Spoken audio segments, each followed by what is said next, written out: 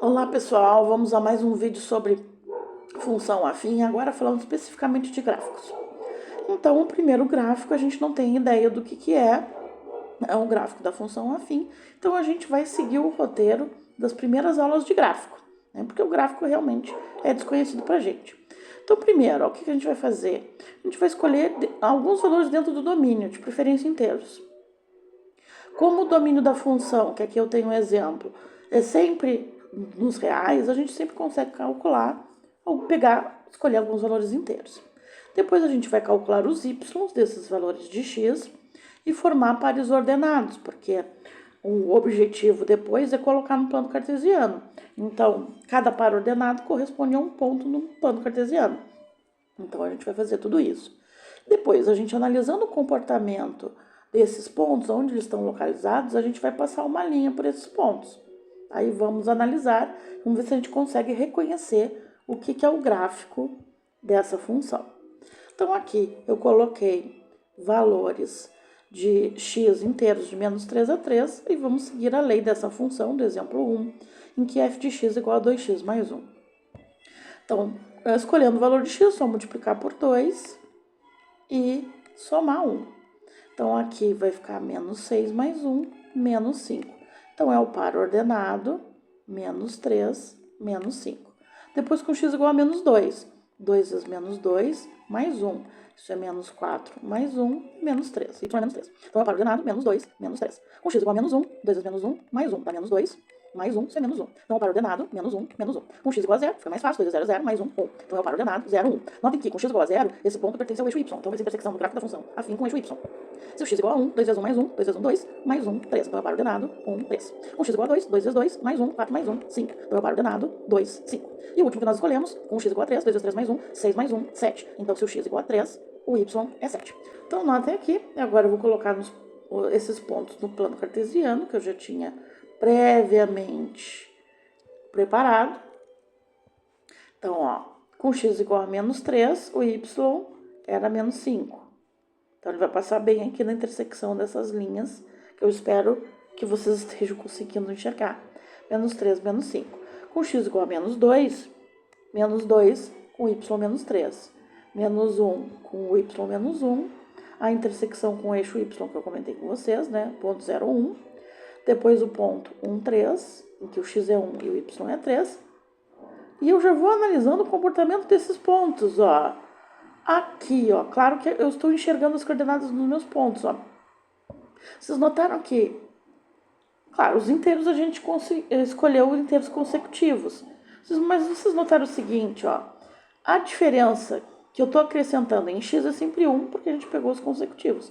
Mas o y está indo de 2 em 2, ó, passou do menos 5 para o menos 3, depois passou para o menos 1, depois passou para o 1, para o 3. Então, ó, sem olhar as coordenadas desses pontos aqui, que eu até poderia olhar, mas aqui, ó, o 2, ó, desse ponto, do último ponto que eu fiz, para o próximo eu vou 1 para a direita e 2 para cima.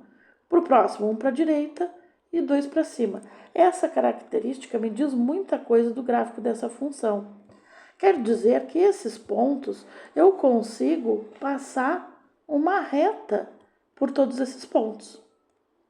Certo? Então, o gráfico dessa função afim é uma reta. Então, nesse caso, crescente, né? Então, claro, esse é um único gráfico. A gente não tem como saber se todos os gráficos de todas as funções afins são uma reta como essa. Mas então a gente vai fazer um pouquinho mais. Um outro exemplo. Claro, eu não vou conseguir fazer muitos também. Mas eu vou fazer alguns exemplos até convencer vocês que o gráfico da função afim vai ter as mesmas características. E aqui eu vou pegar o gráfico da função g de r em r, e que a lei é g de x igual a 1 menos x. Sim, isso é uma função afim, em que o a é menos 1 e o b é 1. Geralmente a gente escreve assim para não começar a lei da função com um número negativo. Mas também, ó, eu fazer uma tabela, escolhendo, né, seguindo o procedimento, escolhendo alguns valores de x, calculando os valores de y. Então, vou escolher os mesmos, menos 3, menos 2, menos 1, 0, 1, 2 e 3. Então, ó, 1 menos x. Então, aqui, ó, 1 menos 3, porque o x é negativo. Menos com menos vai ficar mais. Então, uma subtração vai virar uma adição. Então, é o par ordenado, menos 3, 4. Menos 2, vai ficar 1, menos 2. Então, a mesma regra, vai ficar 1 mais 2 e o y vai ficar 3. Então, par ordenado, menos 2, 3.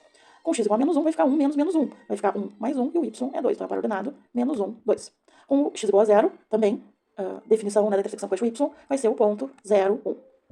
Se o x é 1, fica 1 menos 1, fica 0. Então, par ordenado, 1, 0. Então, notem aqui, ó, com x igual a 0, é a intersecção com o y. E aqui, ó, justamente, sem querer, eu achei uma raiz da função.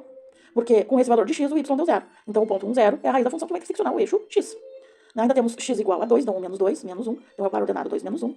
E com o x igual a menos 3, fica 1 menos 3. Então, o y é menos 2. Então, eixos, marcar os valores. Opa, 1, 2, 3, que foi até onde eu fui. Menos 1, menos 2, menos 3. Então, menos 1, menos 2, menos 3. 1, 2, 3, 4.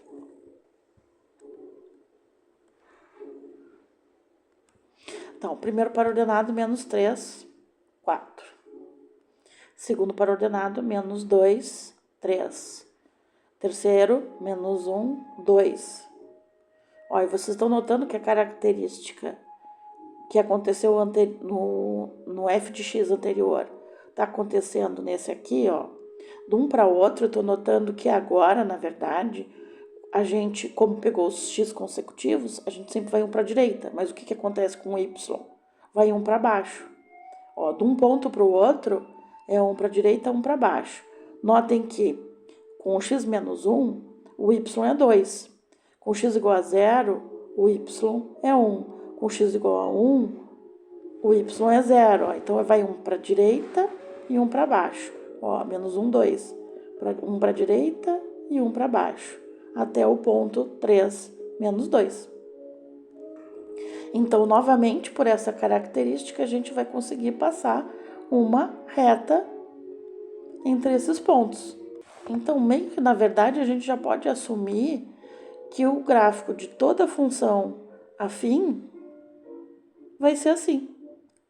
Porque isso é devido à forma ax mais b do gráfico da função afim. Na verdade, esse fato corresponde, né, se eu tenho a lei de uma função afim, eu tenho f de x igual a x mais b, e essa cor não deu,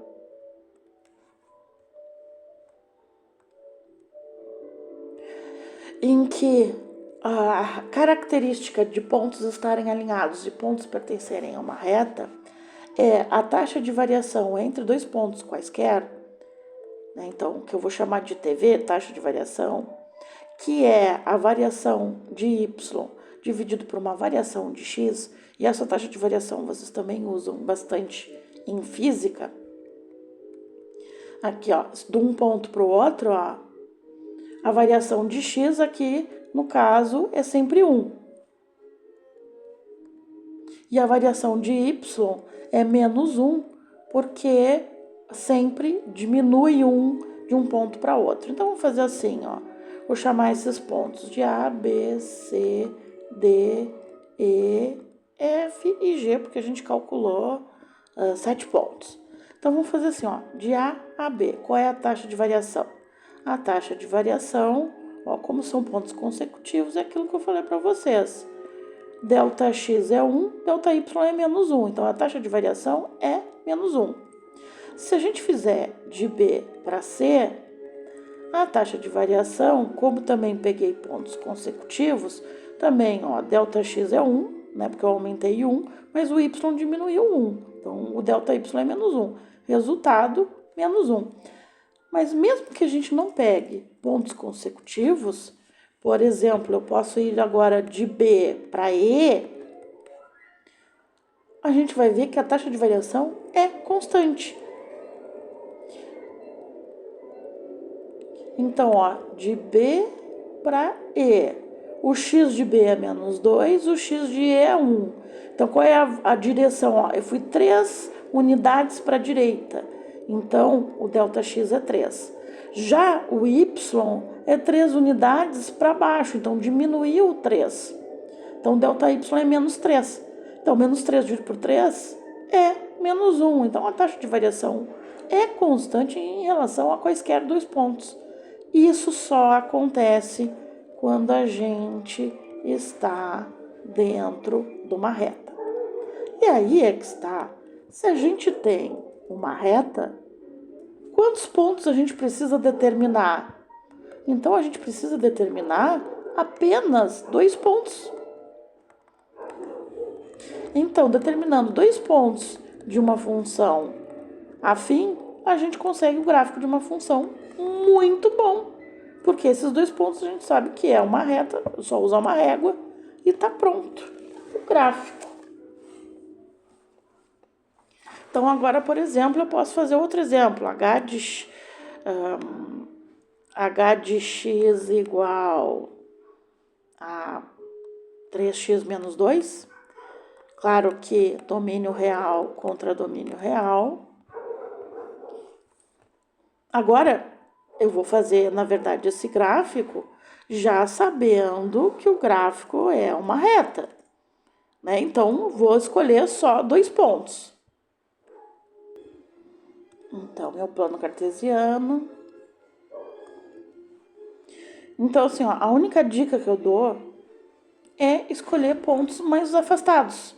Por exemplo, x igual a menos 2 e x igual a 3. Né? Para não ficar, se vocês escolherem pontos muito próximos, o traçado da reta pode ficar impreciso. Então, quem são os valores de y? 3 vezes menos 2, menos 2. Então, dá menos 6 menos 2, dá menos 8. Então, eu paro ordenado, menos 2, menos 8. Com o x igual a 3, 3 vezes 3, menos 2, 9 menos 2, 7. Então, eu paro ordenado, 3, 7. Então, menos 2, menos 8, até o 3, 7. Vou passar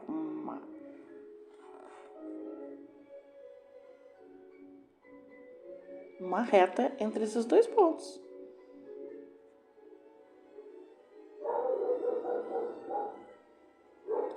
Pronto. Então, esse é o gráfico da reta. Infelizmente, eu não consigo dar zoom menos aqui. Mas sabe uma coisa interessante que eu notei, mesmo eu não fazendo... Claro, eu coloquei em cima do papel da folha quadriculada para isso. Mas outra coisa que confirma que o meu gráfico está bem feito é a intersecção com o eixo Y. Lembram que eu falei que se a gente pegar x igual a 0, a gente sempre vai ter a intersecção do gráfico com o eixo Y? Então, aqui, ó, 3 vezes 0, menos 2. 3 vezes 0, 0, menos 2, menos 2. Então, o par ordenado 0 menos 2 é a intersecção com o eixo Y. E aqui, ó, foi justamente onde a reta que eu passei pelos 2 pontos que eu tinha calculado antes, passou pelo eixo Y. Então, quer dizer que o gráfico está bem feito. Então, é uma maneira também de confirmar que o gráfico de vocês está correto, tá? Então, até o próximo vídeo, que vai ser outro assunto sobre função afim.